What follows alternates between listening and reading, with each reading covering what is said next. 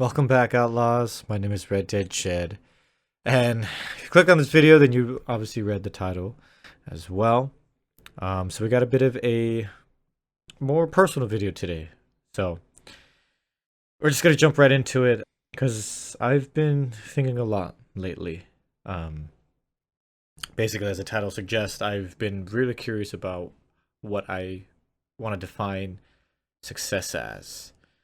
And I know I don't have much presence here on YouTube, right? But I generally would consider myself a more of a positive individual and the classic like glass half full kind of guy rather than half empty. I used to be that way, totally. Until about 5 years ago, and then I learned how to become more grateful with my surroundings, be appreciative of who I am and the steps I took to get here, and self love and all that stuff. So, but recently and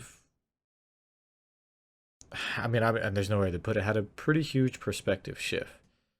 And it really made me question, what if success isn't what I thought it was? Like my success, like my definition, you know? And that's pretty much what this video is going to be about. It's going to be about, that kind of realization and what I've been working through, essentially. And then, I don't know, maybe whoever's listening or can might relate or one another, or maybe just also this can serve as just get to know me a bit more, because I really want to try to be more interactive with the audience. But I feel like before I start doing a lot of that stuff, maybe I should be more, not really open per se, but just more honest, or just be more, just, yeah, I guess honest, but maybe open works. I'm not sure how to really clarify right now, but point is, I just want to relate to you guys more, or connect a bit more. There you go. That's what I'm trying to say. Connect. Okay. All right. Sorry. So I guess I'll start a bit of the context before, this idea came up about what success is and everything. I was basically just watching a random video at work, going through the motions, right? My 9 to 5, nothing crazy. That'll just be mainly put it on for background noise while I'm working. But as I was listening to this video, it sort of like tore into me. It's like the best way I could probably describe it. I felt like I was being exposed, like the person that was talking on the YouTube chat, the video, or whatever, was like speaking directly to me, and I was getting. For at first, it was like, oh, hey, I kind of relate to that. Oh wow, that's really specific. Okay, I can really. Oh, okay. Oh my, and it's just that it was just a build up upon build up upon build up for me realizing. So it's kind of really personal, but I actually, since I'm going through the motions, because I only watched this video. Oh, I should have prefaced this. I watched it like a few weeks ago or something. So this is recent. This is a recent development of this huge perspective shift of myself for the past 5 years, because I really felt like I've been in like a daze or some sort. I'll get into that a bit later, but I'll just go exactly to what was hitting me. The video was about this idea, this philosophy called the Puer. Am I say it? Puer Aeternus. Some of you might have heard of that, and if some of you were like, "Oh gosh, like that word is scary," like, yeah, it really is, and totally understand if you guys click away. But basically, the Puer Aeternus is Latin for the eternal boy. Um, think of it like a psychological term for basically someone who avoids growing up, right? They do things like idolize freedom a lot. They avoid really hard responsibilities. They can still get by life. It's not like they're just being total freeloaders, right? They still get by, but they avoid a lot of the heavy responsibility and basically chasing like potential without any commitment, right? And you know, just having those words coming out of my mouth right now, I'm still like, stings me a bit, because I don't know. I guess what stung me in the beginning, or after hearing the definition and the guy was talking a bit more into it, was I really felt like I wasn't like that. Like I don't think I'm like that one to one, but there's just some things that I'll get into that just really resonated with me, and I was like, no way, am I really am I really that? Am I like a child who refuses to grow up? Like, no, come on. Like, I go to work, I have great relations with my friends, with my family. I have a really loving girlfriend. Like, I'm genuinely a happy person. Like, yeah, I mean, I have my rough moments just like anybody, right? I'm very aware of life and its shortcomings and everything. But I don't know, you guys. It was just like I was layers of me were just getting peeled, you know? It was crazy. So the the doctor, who's a psychiatrist, the guy in the video, had a very, very beautiful example of explaining what I guess what I was doing for the past 5 years, right? Because at first I was, doing like a glass half empty kind of kid, growing up in my early 20s. But as soon as 5 years ago, maybe even before that, actually, maybe no, maybe like 7 years ago, I can't, about 2018, whenever I finished like halfway through my college, or like 75%. Anyway, sorry, I'm rambling. Okay, basically, this is what I felt like I've been doing, right? This is like an airport analogy the doctor gave. And I basically it's basically like paralyzed by potential. Sounds crazy, right? But imagine this: you're at an airport, right? And there's about 100 flights leaving. Going to any destination, Miami, Germany, Japan, or even destinations that you really, really want to go to, right? And basically, you're this Puer Aeternus, this eternal boy, myself, kept wandering through the airport.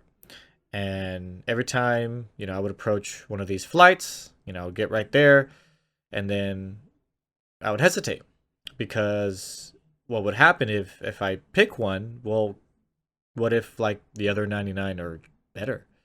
What if I'm missing an opportunity? If you pick one flight, let's say to go to Miami, you're closing the door to go to Germany, Japan, and all the other ones, right?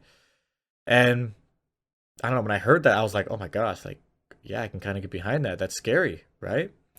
And so, you walk away and you go to the next one, and sure enough, let's say you go to Zimbabwe this time, and sure enough, you get right there, and again, doors closing for the other ones. That potential scares you, and then you back away, right? And I felt like that was me. I was afraid to not really, wherever I was going, but I was afraid to choose, right? Afraid to miss out. What if the other ones are better, right? And what ended up happening, what the cost is of the analogy is that you end up just stuck in that place, that wandering airport area, forever imagining what a trip would be instead of living it. And I hope I didn't butcher it. I try to summarize the best I could, but that just, once I heard that analogy, this idea of the Puer Aeternus and everything just made so much sense to me. And I can call back on a couple of instances of my life where I had an opportunity, multiple opportunities, and I was too paralyzed. Yeah, that's the best way I can put it, like paralyzed by potential to choose one. Now, obviously, I'm not saying all of it. Like I said, I don't think I'm a one-to-one, right? Like there's sometimes where I was too afraid, or sometimes like I did make the choices. I'm not saying that what position I was in right now was hell on earth. No, but I feel like that sort of idea of eternally wandering, right? Like I feel like a lot of people right now are feeling that. And that also what made me feel like wanting to make this video as well. On top of getting closer to you guys and opening a bit about myself, right now I also have external factors, so other people that are going through some things that they're really close to me, and it was all happening at the same time, and I was just like, man, like life just seems to be changing so fast right now. Like I want to do so. Like I felt like I was trapped. It was really interesting. Even though I again I had a pretty decent job, but really great relationships, friendship, family. I was exploring my hobbies a lot more. And generally I've been a very positive. My life is pretty good, I would say. It's really good, but I still felt like I was being held back by something. And sure enough, when watching this video, essentially the next part is a fantasy trap. I was like, what specifically was I trapped about, right? I'm too scared to make those choices, right? I back away, paralyzed by potential, right? Well, the video goes on and explains this idea of a cherished fantasy. I don't know, man. It was really strange because as soon as he said it, I felt like I knew exactly what he was talking about. But it was really strange because I was really grateful for my life at the time, right now. Like I really am. So I was like, how is this all unraveling like this, right? And when he mentioned the cherished dreams, he's basically saying these Puer Aeternus, they hold on to these dreams so much that it ends up like choking them, more or less. And they have these big ideas, but they rarely commit anything to these ideas. In short, I romanticize success without walking the hard road. I had big dreams of I mean, well, a big entrepreneur who, think like Great Gatsby, where I can afford things and invite people over and all these parties, or a visionary, a leader. I wanted to do like a game company. I remember I was in high school back when we me and my buddy, we really liked the Halo games, and we were like, man, imagine working at a game developer like Bungie. And then of course, the big one, YouTube, right? I it was 2014 when I first bought all this equipment to be a YouTuber, and look at the time. 2015, 11 years, and I barely started posting, I guess technically like 2 years ago, but I only did it for so little. And now I feel like I'm really into the rhythm, I'm really into the groove, and I'm just doing this as a hobby now. I got my mindset right about it, but these big ideas, I cherish them so much. And it wasn't just a feel of failure as I got older. Maybe when I was younger, right? But as I got older, it was a fear of limitation. Because essentially, if I chose one dream, I kill the rest. And so I chose none. And it was harrowing hearing that, right? When this psychiatrist, oh my goodness, sorry, just explaining this idea and going into more depth, more layers, and what these habits these Puer Aeternus do. And like I said, man, I was just getting exposed. I felt like I was getting exposed, like I did something wrong, like I felt naked. It was very surreal. And continuing off that idea of the cost of not choosing, right? So I chose none of my dreams. I didn't want to. I romanticized the idea of walking the hard road, and had these big dreams but never committed. And at one point, in the 5 years that I've been in this, I guess days apparently, I thought I was living myself, and I think large parts of it was I was living myself, but I think I was also avoiding reality. As I look back in my journeys, the couple houses I moved across, the couple jobs that I've taken up, I really fed myself with fantasies to cope with that fear of loss of potential. So I can do something great if only there was a right circumstance ready, right? And yeah, and the video goes on about this chasing this potential became essentially a cage. And every time I had I think he mentioned 24-hour bursts of enthusiasm where you just have this great idea in your head and you're like, oh my gosh, and you go home and you do everything for about like 24 hours. You work really hard because you know you can work really hard. And then after those 24 hours, you kind of just stop, and then you realize, like maybe this was a little too much. I'm not really in the mood right now. I'm just going to keep going on to the next one. And I have to wait until, this wasn't the right circumstance. So now I have to wait until the next circumstance. That'll be the right circumstance to bring out the perfect situation for me, so my skills and my talents can grow, right? I thought I was preparing, but I was hiding a lot. And that stung, man. Like I said, I don't know if my words is conveying the same things to anyone who's watching, but when the person on the video was saying all these things, I was like, oh my gosh, like wave after wave of just getting a metaphorical like bucket of water splashed in my face. And I think I'm a pretty well put together guy. I have a good head on my shoulders, so like a lot of things don't really shake me that much that easily. So when that was happening to me,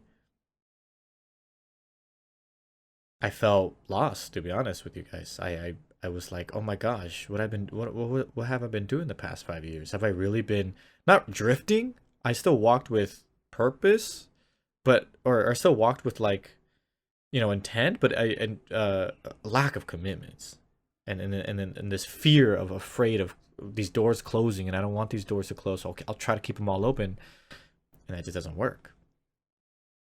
And so so I explained a lot about what was going on with me, and what the video was, how I felt like it was relating to me a lot. Now I'm going to talk about that was just halfway the journey, right?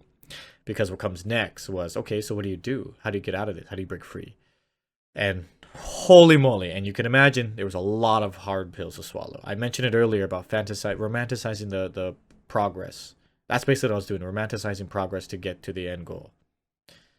Right? I thought it was this magnificent way I was going to work on, be a history, use my history major, go into the museums as an internship, wait a couple years until a position up with the I just romanticized it so much that I didn't practice accepting the ordinary. And what does that mean? Well, and here's where I might lose a lot of people. And I won't blame them because I wanted to click off the video when I heard this. But essentially, to break out of this sort of eternal youth, this eternal mindset, right? The fear of the fear of loss of potential. You know, this fact that I have these cherished fantasies that are so huge, I just grip onto them, and anything that doesn't fit in it, I back away and I move on, right? Well, what the solutions that the video was saying was essentially to accept the ordinary, to accept that life is about, you know, chores, the dishes, the trash, going to bed, waking up, going to work, the repetition. And it's about that drab. Life is drab. But that's not a failure, right? Like I was thinking. I was thinking, oh man, I don't want to do like the typical 9 to 5 job and grind for a couple hours for a job at like I have my talents now. Instead of applying, oh, this was another good example. Instead of applying for an entry level position into a new field, I should be accepted like into a higher positions because that's where my talents can really like. No, that's not reality. I had this, and then I had this weird superiority inferiority complex, right? Where I thought I was not necessarily better than like people themselves, like individual people, but I was like better like than the process essentially. Like I'm better than the process. I'm not gonna do what other people do. I didn't want to be ordinary. But ordinary is where real life happens, right? And it might seem simple to some, it might actually not be simple to others. And if this is the first time you guys are hearing this too, I'm right there with you, man. And another way I can put it is I can't transcend reality if I'm refusing to live in it. Yeah. And man, that just oof, you know? And then it's like I remember I had to take a pause right there. I went to sleep, let all my feelings go through, and I was talking with my girlfriend and I was like, holy moly, dude. Like something huge is happening within me. And then the next day I woke up, watched the rest of it, and yeah, accepting the ordinary.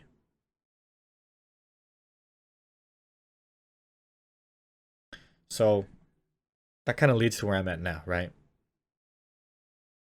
I'm not healed, but I think I'm finally showing up, being present, you know, grateful for my actual life.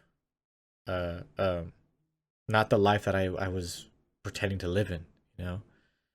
And I'm not saying this was again, it was a huge revelation to me because I really thought I was doing okay. Like I was like everything seemed to be falling in place, but I guess I was still so obsessed with this eternal youth mindset.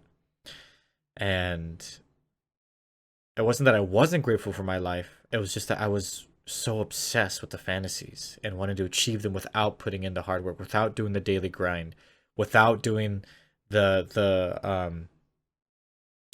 just accepting that yeah, life is dreary. It is. Like it really, really is. You know?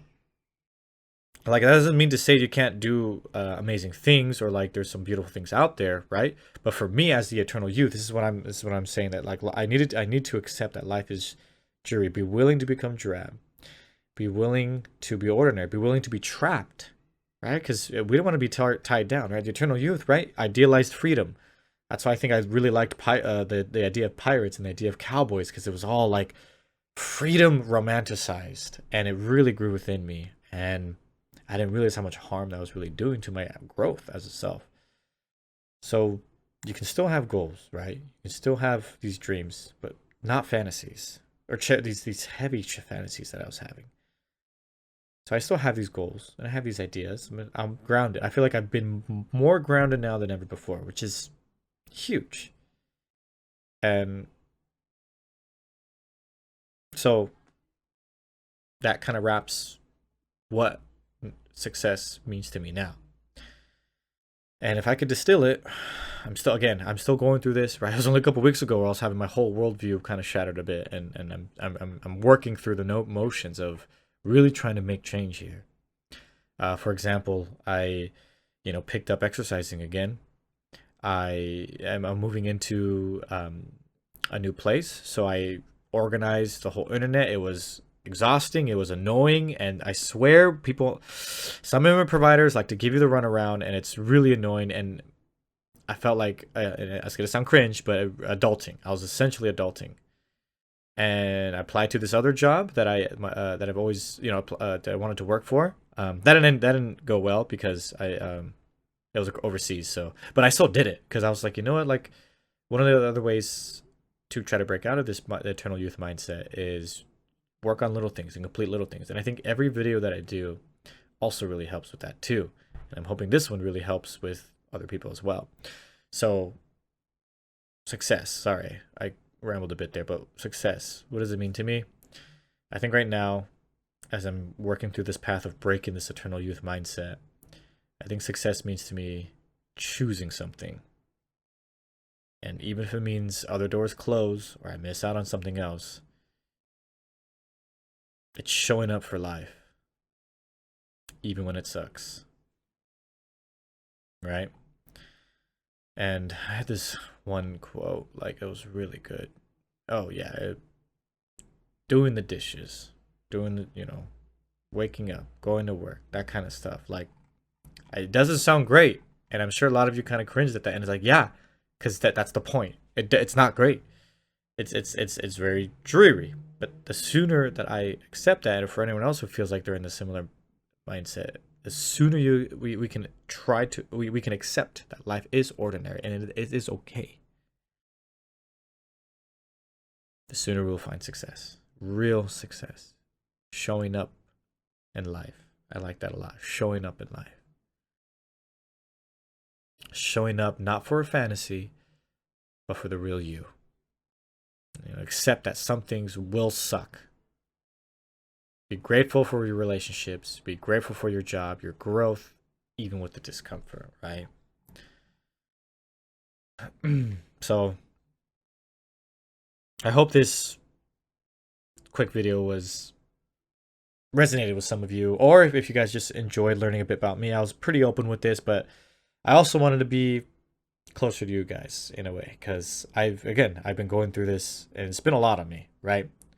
But yeah, every day I keep reminding myself it's okay to be ordinary, be willing to be drab, to radically accept the dreariness of my life. And I gotta say, I'm sure at first glance, some of you are like, what the hell? And I don't know what the hell I'm gonna tell my family when they ask me, how you doing? I'm like, just accepting to be ordinary, right? Like because at first glance you're like, what? Why would you like all these other things are telling us to be great and be special and do all these things, and you still can.